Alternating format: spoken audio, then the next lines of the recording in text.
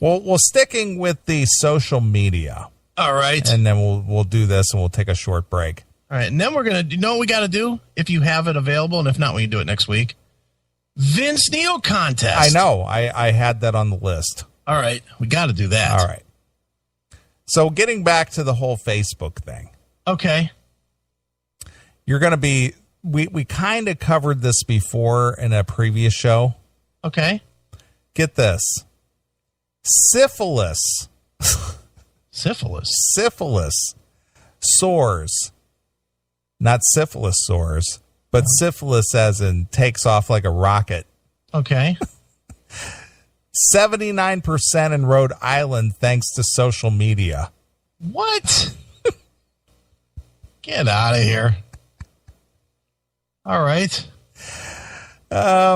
Sexually transmitted diseases are staging a comeback in Rhode Island, with syphilis leading the pack. The State Department of Health reports, while HIV is up 33% from 2013 to 2014, just in a year. Wow. And gonorrhea is up 30%. Mm-hmm. Syphilis skyrocketed a whopping 79%. Why the sudden uptick? Officials cite better testing, but added the hookup apps like Tinder are at least partly to blame. Tinder. High Okay. risk behaviors, including using social media to arrange casual and often anonymous sexual encounters, having sex without a condom, all right, having multiple partners, and having sex while under the influence of drugs and alcohol. Mm-hmm. The department said the statement, adding that the gay and bisexual men, African Americans, Hispanics, and young adults are the most affected by these growing rates. Oh, boy. So basically, black people, Hispanics, and young adults will basically fuck anything. So basically, everybody will fuck everybody. That's what I get out of that. Blacks, Hispanics, and whites that are young. Exactly. So as long as your dick works, you will get it. Yeah, you'll fuck anything. Yeah, of course. This data sends a clear signal that despite the progresses we have made in reducing STDs and HIV over the years, mm-hmm. there is more work to do, one official tells the East Greenwich Patch.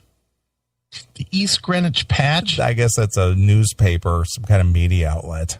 Is that a reliable news source there? I have no idea. The East Greenwich Patch? The Patch. That's the first time I've heard the East Greenwich Patch referred to for a informational quote. Right. Good Lord. Rhode Island officials say that the stats are reflective of a national trend. Okay. A study from 2013 out of the New York University blamed Craigslist. Remember we covered Craigslist? Right. And the people advertising on there for a date? Yeah. For a 16% increase in HIV cases. Wow. Between 1999 and 2008. Right. While the hookup app Grinder, which is primarily used by gay men, okay, was blamed on playing a role in at least half of all syphilis cases in New Zealand in 2012. Okay. Syphilis, nearly eliminated in 2000, has increased sharply across the country, but among one group in particular. What group would that be? Well, that would be the gay group. Fags? Yes, basically. So basically, they'll just fuck anything. Yeah. So this goes back to the whole gay bias thing. Sure. That people have this attitude that, gay people are immoral, mm-hmm. that they have no standards, that they're a blight on society. Right. Well, these kind of things, these statistics, kind of enforce that attitude or viewpoint. Think so? I think so. And that's not saying all gay people are like that or all gay men are like that, but it reinforces the stereotype is what I'm saying. Yeah. That they'll basically fuck anybody in the ass if they get a chance. And that goes that goes back to your comment, which still makes me laugh till this day when we were talking about that Hispanic guy that lived out in San Diego and basically infected like 125 people with HIV. Okay. You know, he knew he had it. Yeah. But he was hooking up on like Grinder and Tinder and social media and all that. And he was just basically hooking up with these guys. Right. Spreading HIV. Right. And your comment, and it still makes me laugh to this day. It says, if this guy gets your phone number, he's getting his dick in your ass. Yeah, it sounds like me. So that just reinforces that stereotype. Right, wrong, or indifferent, that's really what it does. Right. I mean, you don't have to agree with it, and you can have a different viewpoint. But when these kind of statistics come out that say, you know, this kind of HIV, syphilis, STDs are prevalent among a certain, you know, societal group, it's hard to argue with it. So it sounds like another reason for you not to fuck young black chicks. Exactly. That's what I'm getting out of this. Get another stat you could throw at me the next time a fucking 25-year-old black chick comes up to you and wants to blow you. Right. Nope, not getting no syphilis from you, honey. Yeah. You HIV infested. I'm not taking the 12-inch needle up my dick for you. Fuck you. Right. Walk away. Right. Exactly. Did you ever know anybody that had syphilis? I couldn't tell you. It's not like somebody announces that. Hey, you know what? I got syphilis. But you know what? In the military, it was kind of common. Okay. And you know, at least over in Korea, it was fairly common that people, or gonorrhea was the common one. Sure.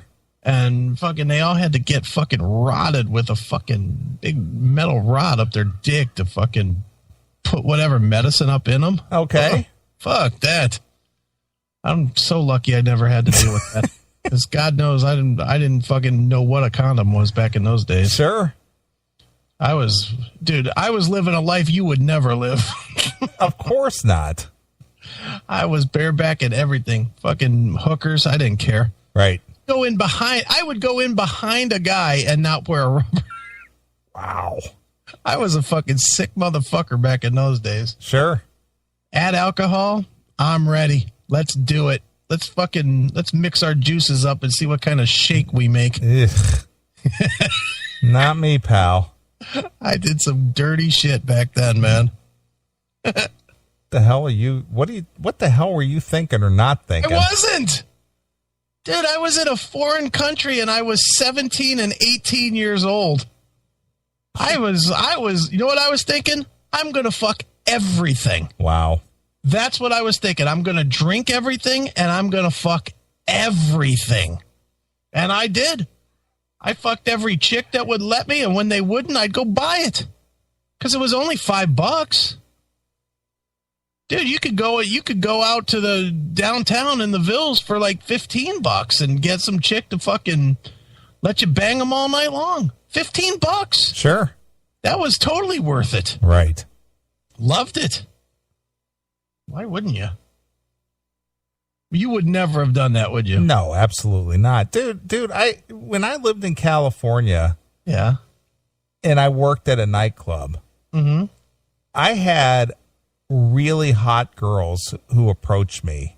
Yeah. For various, and I just because of the AIDS scare in California, especially California, I basically turned that down. It's just like, no, I'm not doing that. Dude, you just don't understand how it works. You just tell yourself you're not going to get it, and you don't. Oh, okay.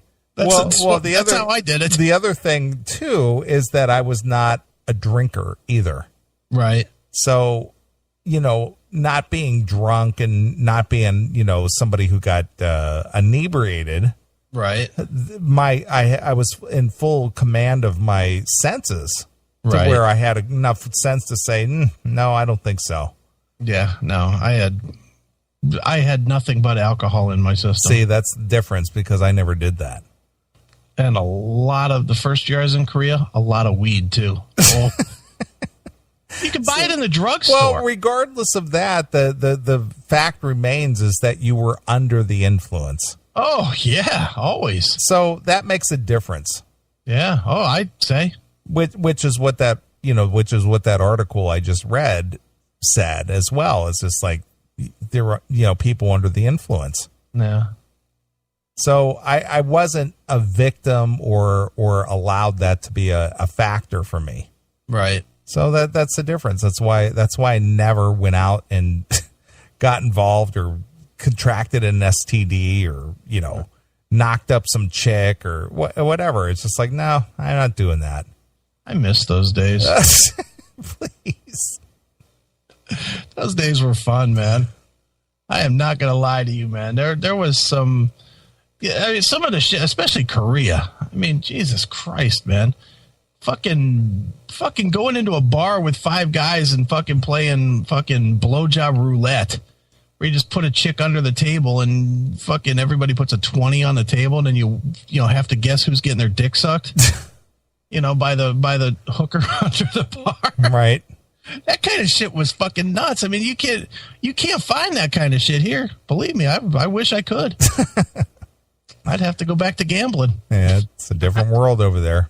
It was before the Olympics too, because from everything I've heard is they got a lot more civilized after the Olympics.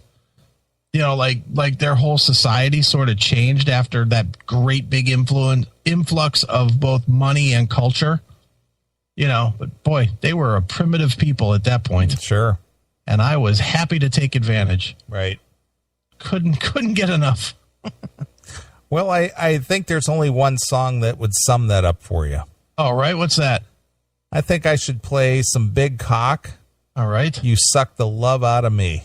There you go. Perfect. All right. We're going to take a break. We're going to play a couple songs. I'm going to figure out this Periscope, and I'll let you guys gander at me. Ooh. It's hot. Yeah, it's something. All right. Well, here's some Big Cock for you exclusively here on your classic metal show.